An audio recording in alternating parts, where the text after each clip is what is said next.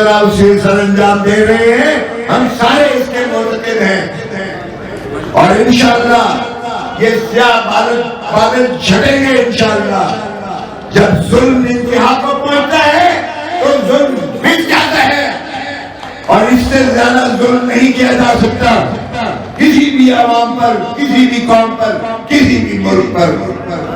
آج آئین کا جو بیڑا تحفظ کا ہم نے اٹھا لیا ہے ان کی سربراہی میں سمجھتا ہوں 1973 کے آئین سے جب کھلواڑ کیا, جب آئین سے انحراف ہوا یا ملک دولت ہوا اور یا ملک کو نقصان پہنچا اور ہم پیچھے بجائے اس کے کہ دنیا آگے کو ترقی کرتی ہے ہم تنزلی کی منزلوں میں دھکیلے چلے جا رہے ہیں. ان 3 سالوں میں ہماری آدھی سے زیادہ آبادی جو ہے غربت کی دہلیز سے پیچھے چلی جا گئی ہے. ہماری 3 نسلیں گروی کر کے رکھتی ہیں. ارے کس کا فخر کرتے ہو, کس بات کا فخر کرتے ہو, کس پر اتراتے ہو؟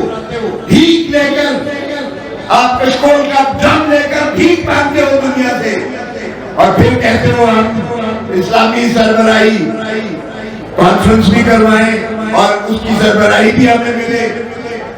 تو بین الاقوامی طور پر کبھی بھکاری کو بھی کوئی عزت کی نگاہ سے دیکھتا ہے؟ وہ آپ نے تو ہمارا فخر اور غرور ہی توڑ کے رکھ دیا بطور قوم کے اور ملک کے. اور آپ کہتے ہیں روز ہم سنتے ہیں ترانے سن کے ہمارے تو کان پک گئے ہیں. جانے کس بات کے یہ تمغے دیے جا رہے ہیں؟ ارے بھائی 1971 کا ذرا سانحہ تو دیکھ لو. 93,000 فوجیوں نے ارورا کے قدموں پر سجدہ دے کر ایک ایسی عبرتناک شکست کو تسلیم کیا جس کی دنیا میں مثال نہیں ملتی ہے.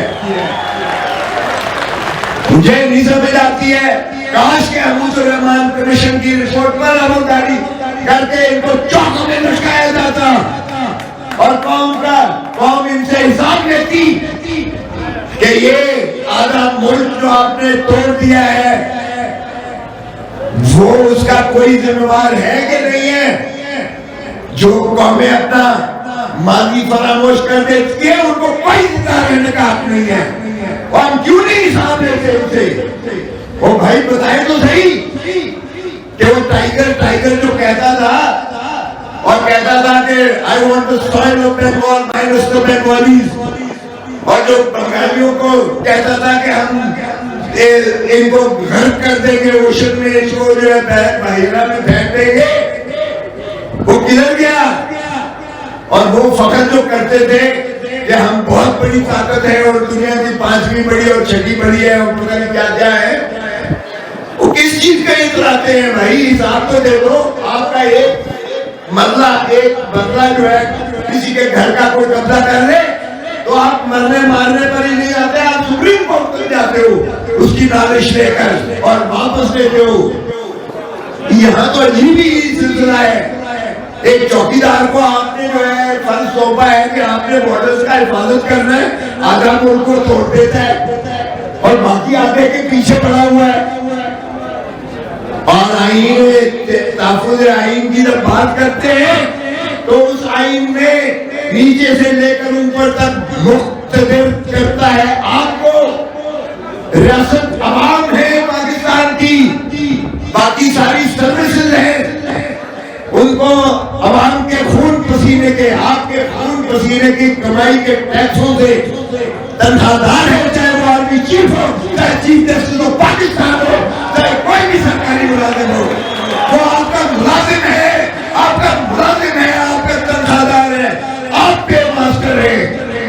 اور 1948 میں جب تقریر کی تھی قائد اعظم نے گیرزن کوئٹہ میں, تو اس نے نہیں کہا تھا کہ بھائی حکومتیں آتی جاتی رہیں گی, آپ عوام کے وفادار رہنا, عوام ہی اصل مالک ہے آپ کے, عوام ہی آپ کو تنخواہیں دیتی ہے. یہاں عجیب صاحب ہے کہ مالک جو ہے وہ برکتا ہے آپ کے.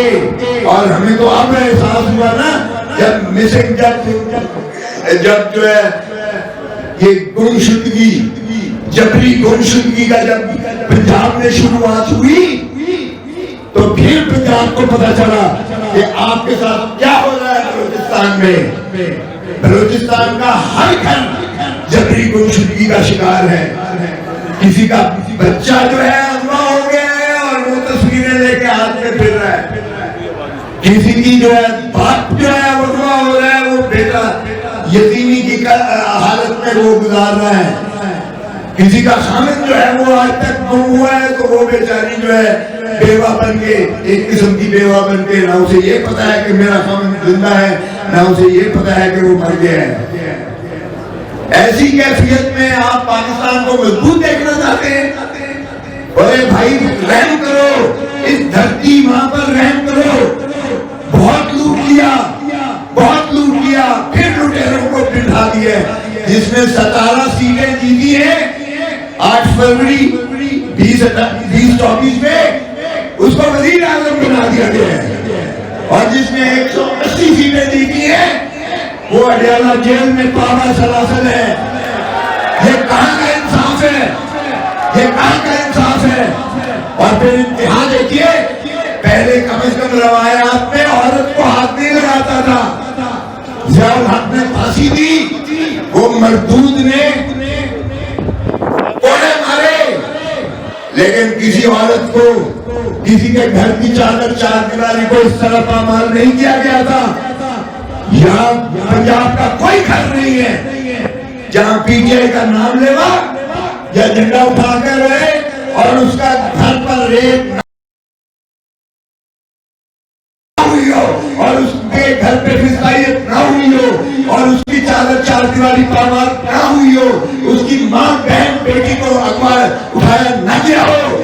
یہ ظلم کی داستان ہے، یہ حسینیت اور یزیدیت کا پھر سے امتحان ہے، اور یہ مجاہدوں کا قافلہ آپ لوگ انشاءاللہ ہم ڈٹ کے مقابلہ کریں گے۔ اور یہ غلط فہمی میں ہے جو بھی ہے، سمجھیں گے عوام کو کیڑا مکوڑا سمجھ کے یہ روتے چلے جائیں گے، یہ نہیں ہوگا، نہ ہم ہونے دیں گے۔